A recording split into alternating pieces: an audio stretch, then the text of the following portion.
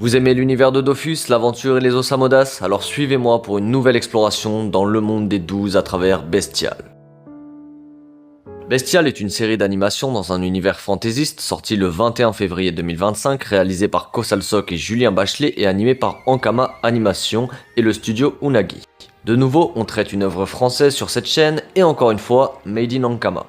Bestial nous conte l'histoire de Irène, une jeune Osamodas dont la mission est de protéger une créature mythique nommée Elante.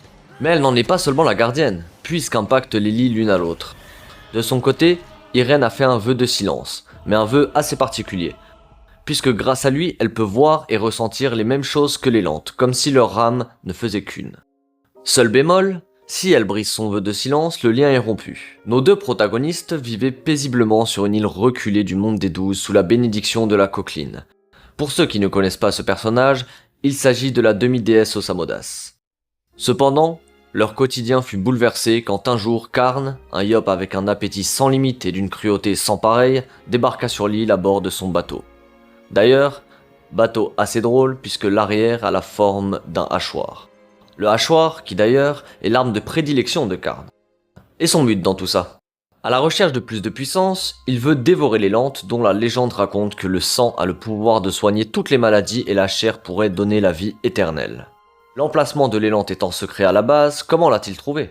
Un jour, revenant d'une chasse et se préparant à déguster son butin, il fut dérangé par un corbeau. Notre yop préférant taper et poser les questions après, oui vous connaissez les yops, ils sont pas très fut-fut, il sauta immédiatement sur le corbeau. Karn, n'aimant pas être dérangé pendant son repas, attrapa le corbeau et commença à l'étrangler. Et c'est à ce moment-là que le corbeau lui proposa un marché. De son côté, le corbeau lui donne la position de l'Elante et demande à Karn de la capturer car il a besoin de ses vertus, et notre yop sanguinaire, en échange, pourra manger l'Elante une fois le corbeau n'en ayant plus l'utilité. Seule condition, laisser la gardienne en vie. Car étant reliée à l'Elante, si une des deux meurt, l'autre subit le même sort. Et dans le cas de l'Elante, elle perdrait toutes ses propriétés magiques en succombant. Bon, maintenant parlons un peu plus de l'animation en elle-même. Au niveau de la qualité, on reste sur de la masterclass by Ankama avec une animation équivalente à celle de la saison 4 de Wakfu, dont d'ailleurs Bestial est un des spin-offs, dont les événements ont lieu sur la fin de l'ère du Wakfu, ou bien même en parallèle avec la saison 4 de Wakfu, car dans cette dernière, quand la Coqueline est renvoyée chez elle par la déesse Héliatrope, elle atterrit sur l'île d'Irène et de l'Elante. D'ailleurs, la Coqueline à ce moment-là est accompagnée de Sipho et de la demi-déesse Sacrieur, mais on ne voit aucun de ces personnages dans Bestial. Ma question est donc, où sont-ils? Et quand se situe la série dans le temps? J'attends vos théories dans les commentaires. Les combats sont fluides, les environnements sont très colorés, et le chara-design des personnages est bien travaillé. Au niveau de l'ambiance, c'est pareil, on retrouve le côté mature de la saison 4 de Wakfu. D'ailleurs, si vous n'avez pas vu la série et qu'elle vous intéresse, n'hésitez pas à me le mentionner dans les commentaires pour que je vous en fasse une vidéo. Et c'est valable pour tout type d'œuvre que vous aimeriez voir sur la chaîne, ça se passe en commentaire directement. Et comme d'habitude, si le contenu vous plaît, vous pouvez également vous abonner à la chaîne et activer la cloche pour pouvoir suivre les sorties de vidéos sur cette dernière. Et bien sûr, lâchez votre plus gros pouce bleu. Au niveau de la musique de la série, elle est vraiment cool et je trouve qu'elle colle parfaitement à l'ambiance générale mise en place. D'ailleurs, c'est cette dernière que vous entendez en fond. Je vous laisse profiter un peu.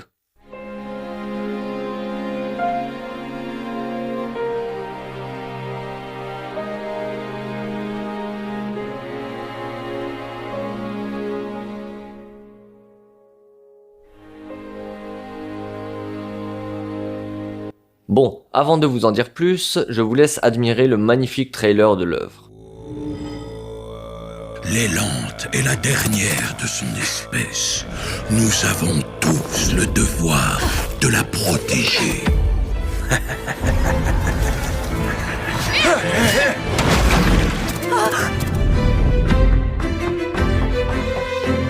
Irène et l'Elante sont connectés, comprends-tu?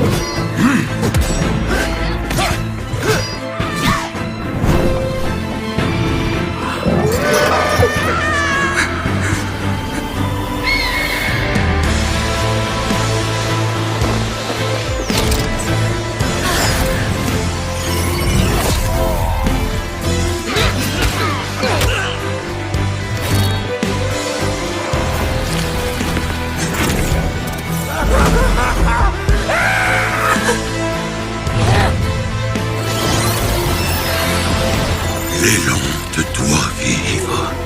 Rien d'autre ne compte. Le monde est bestial, gardienne.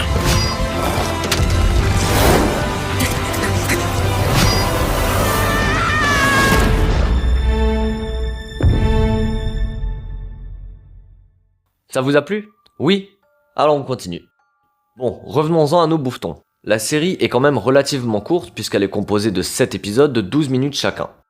Donc, vous pouvez amplement vous passer de votre petit film du soir pour vous plonger dans la série. Pour ce qui est de la diffusion, vous pourrez retrouver l'intégralité de la série sur ADN ou sur le launcher d'Ankama. Pour mon avis personnel sur l'anime, en tant que fan de l'univers d'Ankama de base, j'ai vraiment kiffé. Franchement, la direction artistique est très bien travaillée, l'ambiance de l'œuvre et le fait de retrouver à chaque fois de nouveaux personnages de l'univers tout en gardant une familiarité avec les différentes classes, l'extension perpétuelle de l'univers entre les jeux, les mangas, les webtoons et l'anime, c'est ultra cool, d'autant plus qu'il est rare d'avoir des univers aussi étendus. Le lore du Crossmose, ou plus communément appelé Crossmolore, est si vaste et si développé qu'on peut vraiment inventer des tas d'histoires tout aussi différentes et variées les unes des autres. Donc oui, l'anime est court et c'est un défaut quand on est un spectateur gourmand. Mais l'histoire est bonne et je pense que pour un spin-off, il n'en faut pas beaucoup plus. D'ailleurs, connaissant Ankama, je pense qu'au niveau des projets animés, on va être servi sur les prochaines années. Pour ceux qui ont vu la série, n'hésitez pas à me donner votre ressenti par rapport à l'œuvre et quel genre de spin-off de Wakfu ou même de nouvelles séries vous aimeriez voir à l'avenir. En ce qui concerne les points forts de la série, je dirais la direction artistique, la musique et l'univers de manière générale qui sont vraiment cool. Et pour les points faibles, je pense qu'il n'y en a pas vraiment, mis à part le fait que ça soit une série courte, ce qui limite le développement des personnages, et bien sûr, il faut voir si la série s'intègre bien en termes de chronologie sans pour autant créer d'incohérences. Dernier point avant la fin de la vidéo. Pensez-vous que les spin-offs, donc Bestial et Lance Dure, vont avoir un impact sur la saison 5 de Wakfu? Et surtout, est-ce qu'on pourra retrouver les personnages de ces mini-séries dans cette saison finale? Ça serait incroyable en sachant qu'on peut retrouver le compte Lance Dure dans le jeu Waven, et on peut donc penser qu'un clin d'œil serait fait en fin de série. En sachant que la série animée Waven a déjà été annoncée par Ankama. Pour ce qui est de Bestial, vu que c'est le sujet principal de la vidéo, je ne sais pas vraiment quel moyen sera choisi pour l'intégration des personnages. Et encore, ce n'est que dans l'hypothèse qu'ils soient intégrés dedans un jour. En tout cas, j'ai vraiment hâte de connaître le dénouement de cette aventure. Et bien sûr, je vous partagerai cette évolution en temps et en heure. Et c'est pareil, dans les prochaines vidéos, je pense que je vais principalement vous présenter du contenu produit par Ankama, pas forcément dans le Crossmolore, puisque la prochaine vidéo, je vais vous spoiler, concernera un manga du nom de Space Punch, voilà.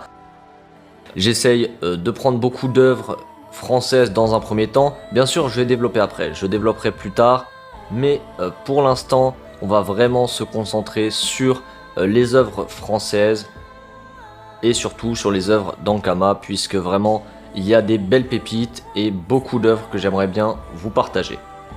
D'ailleurs, à l'heure où je tourne cette vidéo, le dernier tome de Darwin, le tome 4, vient de sortir. Vous ayant déjà fait une vidéo concernant l'œuvre sur la chaîne, je vous ferai certainement la review de ce dernier tome, histoire qu'on puisse voir tous ensemble ce que donne la fin de la série, en sachant que la vidéo comportera certainement du spoil, je préviendrai bien sûr en début de vidéo, mais pour ceux qui n'ont pas lu bien sûr Darwin, je vous inviterai à skip voilà, cette vidéo, c'est sûr, si vous n'avez pas lu. Après, peut-être que vous vous en fichez de vous faire spoil, si c'est le cas, voilà, mais si vous ne voulez pas vous faire spoil, ne regardez pas la vidéo quand elle sortira, revenez après avoir lu, mais voilà, pas avant, ça n'a pas un grand intérêt. De plus, pour ceux qui n'ont pas vu ma précédente vidéo sur Darwin, n'hésitez pas à aller la voir, c'est vraiment une très bonne œuvre. Je la trouve vraiment trop peu connue par rapport à la visibilité qu'elle mériterait. Sur ce, il va déjà être l'heure pour nous de nous séparer. On se retrouve dès la semaine prochaine pour une nouvelle vidéo. En attendant, portez-vous bien et n'oubliez pas, regarder un animé c'est bien, le vivre c'est mieux.